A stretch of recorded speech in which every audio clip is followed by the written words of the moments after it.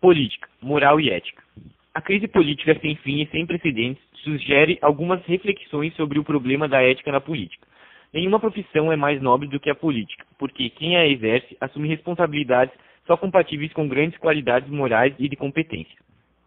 A atividade política só se justifica se o político tiver espírito republicano, ou seja, se as suas ações, além de buscarem a conquista do poder, forem dirigidas para o bem público, que não é fácil definir, mas que é preciso sempre buscar. Um bem público que variará de acordo com a ideologia ou os valores de cada político, mas o qual se espera que ele busque com prudência e com coragem. E nenhuma profissão é mais importante, porque o político pode ter uma má influência sobre a vida das pessoas maior do que a de qualquer outra profissão. A ética da política não pode ser observada da ética da vida pessoal, e além de observar os princípios gerais, como não matar ou não roubar, o político deve mostrar ao povo que o elegeu sua capacidade de defender o bem comum e o bem-estar de toda a sociedade, sem se preocupar com o simples exercício do poder. Além de não distinguir de qualquer forma os demais membros da sociedade, deve ser capaz de mostrar a esses membros que assume a responsabilidade pela consecução desse objetivo. Exerce assim o que se convencionou chamar da ética da responsabilidade. E a ética da responsabilidade leva em consideração as consequências das decisões que o político adota. Em muitas ocasiões, o político pode ser colocado frente a dilemas morais para tomar decisões, mas o político ciente de sua obrigação com a ética da responsabilidade sabe que não deve subverter seus valores, e muito menos aqueles que apresentou para seus eleitores. Significado clássico e moderno. Termo política que se expandiu graças à influência de Aristóteles. Para aquele filósofo categorizava funções e divisão do Estado, e as várias formas de governo, com o significado mais comum de arte ou ciência do governo. Desde a origem ocorreu uma transposição de significado das coisas, qualificadas como político, para a forma de saber mais ou menos organizado sobre esse mesmo conjunto de coisas. O termo política foi usado, a seguir, para designar principalmente as obras dedicadas ao estudo daquela esfera de atividades humanas, que se refere de algum modo às coisas do Estado. Política Metodice, de Gesta. Exemplo célebre. É uma obra de Johannes Althusius. Expôs uma das teorias de consociatio publica, o Estado no sentido moderno da palavra, abrangido em seu seio várias formas de consociationes menores. Na época moderna, o termo perdeu seu significado original, substituído pouco a pouco por outras expressões, como ciência do Estado, doutrina do Estado, ciência política, filosofia política, passando a ser comumente usado para indicar a atividade ou conjunto de atividades que, de alguma maneira, tem como termo referência a polis, ou seja, o Estado. Concepção aristotélica. Para a distinção é baseada no interesse de quem se exerce o poder. O paterno se exerce pelo interesse dos filhos, o despótico pelo interesse do senhor, o político pelo interesse de quem governa e de quem é governado, tratando-se das formas corretas de governo. Nas demais, o característico é de que o poder seja exercido em benefício dos governantes. Caráter específico do poder. Os critérios aristotélicos ou justnaturalistas não permitem distinguir o caráter específico do poder político.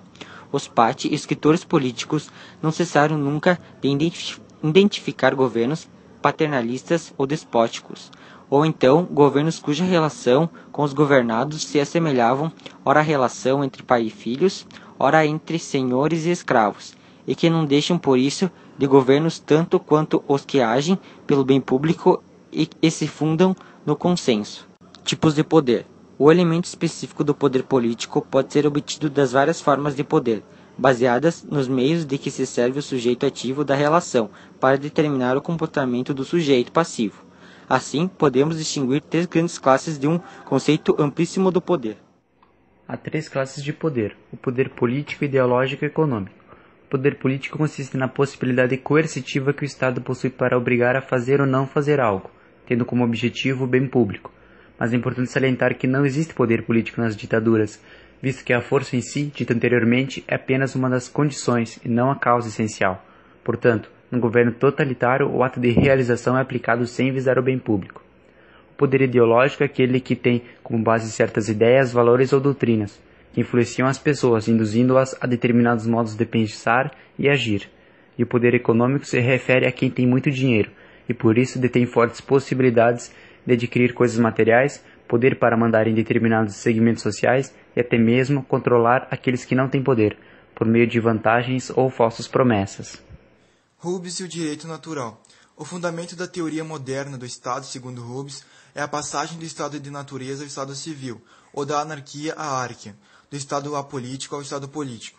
Essa transição é representada pela renúncia de cada um ao direito de usar cada um a própria força existente no estado de natureza e que torna todos os indivíduos iguais entre si, para delegar o direito do exercício da força a uma única pessoa, um único corpo, que será o único autorizado a usar a força contra eles. Teorias marxistas e weberiana.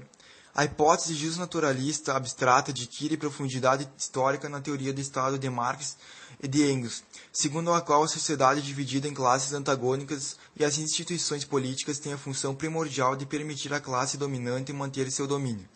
Mas este objetivo só pode ser alcançado na estrutura do antagonismo de classes pelo controle eficaz do monopólio da força. É por isso que cada Estado é e não pode deixar de ser uma ditadura. O fim da política.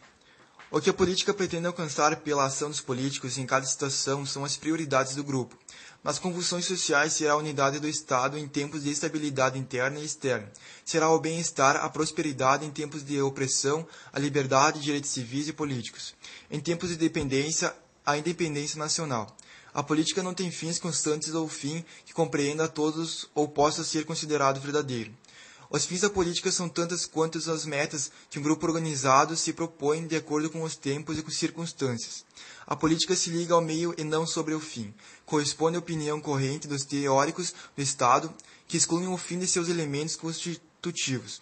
Para Max Weber, não é possível definir um grupo político nem tampouco o Estado, indicando o alvo da sua ação de grupo. Não há nenhum escorpo que os grupos políticos não se hajam alguma vez proposto. Só se pode, portanto, definir o caráter político de um grupo social pelo meio, que não é-lhe certamente exclusivo, mas é, em todo caso, específico e indispensável à sua essência, o uso da força. Portanto, o fim essencial da política é a aquisição do monopólio da força.